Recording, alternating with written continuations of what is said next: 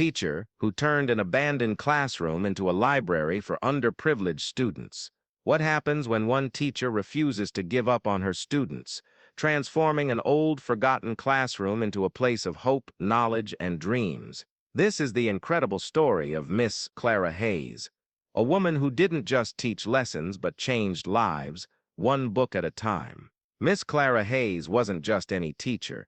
She worked at Roosevelt High, a crumbling school in one of the toughest neighborhoods in Chicago. The kind of place where textbooks were outdated, budgets were slashed, and dreams often felt out of reach for most kids. But Clara saw something others didn't: potential. Potential that was being wasted because these students didn't have access to the tools they needed to succeed.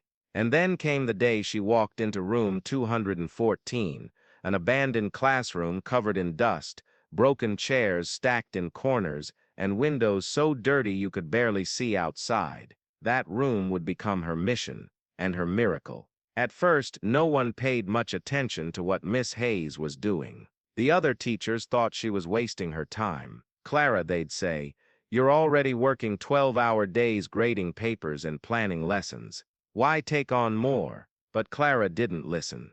Every evening after school, she stayed late in room 214, scrubbing floors, fixing broken shelves, and painting walls with leftover paint she begged from local stores. Her hands were blistered, her back ached, but she kept going because she knew this room could be something special. The real challenge came when she realized there weren't enough books to fill the shelves. The school library had been shut down years ago, its few remaining books moldy and unusable. So Clara started knocking on doors, literally. She went to every bookstore, library, and community center within driving distance, asking for donations. Most people turned her away, saying they couldn't help or didn't have anything to spare. But then something amazing happened. A small independent bookstore owner, named Mr. Peterson, heard about Clara's mission. He showed up at the school one Saturday morning with boxes upon boxes of books, novels, science texts, history encyclopedias, even picture books for younger siblings who tagged along with their older brothers and sisters. Word spread quickly through the neighborhood. Parents began donating old books their kids had outgrown. College students dropped off textbooks they no longer needed. Even some former Roosevelt High graduates sent packages filled with novels they loved as teens. But it wasn't all smooth sailing. Some parents were skeptical. "Books won't put food on our tables," one mother said during a parent-teacher meeting. Others worried their kids wouldn't care, that reading was too hard or boring. Clara understood their doubts. These families were fighting daily battles against poverty, crime, and fear. Books might seem like a luxury they couldn't afford to think about. Still, Clara refused to give up. She believed that if she could just get the kids inside room 214, they'd see what she saw: a world beyond the struggles of their everyday lives. It took months of tireless work, but finally, room 214 was ready. Clara called it the Roosevelt Reading Room. On opening day, she stood nervously by the door, unsure if anyone would show up. But then, one by one, students began to trickle in, curious, hesitant, but willing to take a chance. At first, they came for the snacks Clara had set out on a small table near the entrance: cookies,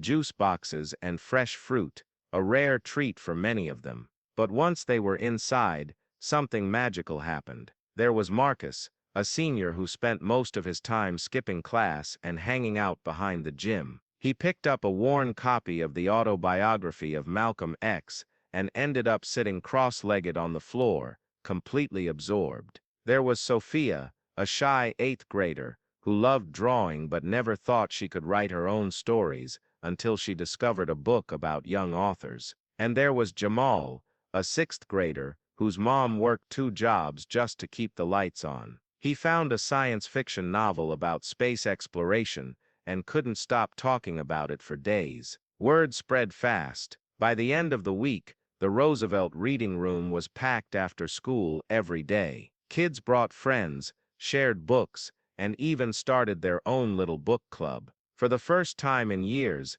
laughter echoed through the halls of Roosevelt High, not mocking laughter, but the kind that comes from joy and discovery. But the real turning point came when a local news reporter visited the school. Someone had tipped her off about the reading room, and she wanted to see it for herself. Clara didn't know what to expect. She worried the attention might backfire, that people would criticize her efforts or accuse her of seeking fame. Instead, the reporter wrote a glowing article about Miss Hayes and her students. Pictures of smiling kids holding books appeared in the newspaper, along with Clara's story of determination and hope. Within days, donations poured in from all over the city. Boxes of new books arrived daily. Volunteers showed up to help organize shelves, lead reading sessions, and tutor struggling readers. Even the mayor visited, calling Clara a hero and promising funding to expand the program to other schools. Still, the greatest reward wasn't the praise or the resources.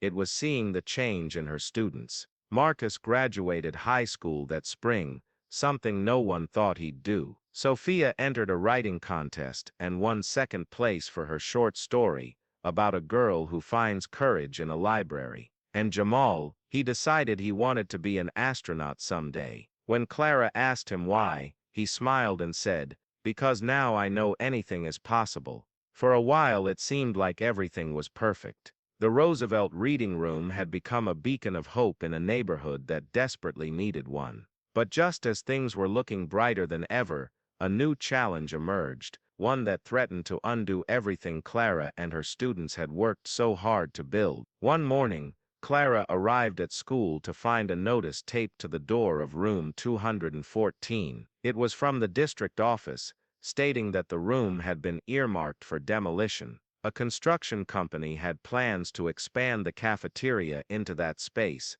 and they wanted to start work within the month. Clara's heart sank. How could she explain to her students that their safe haven, the place where dreams were born, might soon be gone? She didn't tell them right away. Instead, she called an emergency meeting with parents, teachers, and community leaders. Together, they came up with a plan to fight back. They launched a petition, collected signatures, and organized protests outside the school board headquarters. Clara even reached out to the reporter who'd covered her story before, hoping the media spotlight could help save the reading room. But time was running out. The bulldozers were scheduled to arrive in just 3 weeks. Would they be able to stop them, or would room 214, and everything it represented, be lost forever? You'll have to wait until part 2 to find out what happens next. If this story inspires you as much as it inspired us to tell it, hit that like button now.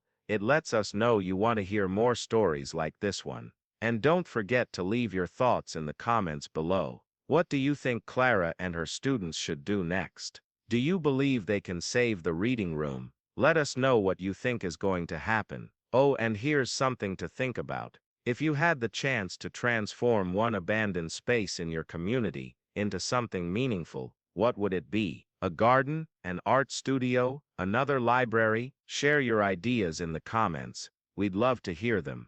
Now, if you're new here and you enjoyed this story, don't miss out on our other videos. We bring you incredible true stories just like this one every week. So hit that subscribe button and turn on notifications so you'll be the first to know when part 2 drops. Trust me, you won't want to miss it. And finally, if you know someone who needs a little inspiration today, share this video with them. Stories like Clara's remind us all that even the smallest actions can spark big changes. Thanks for watching, and I'll see you in the next one.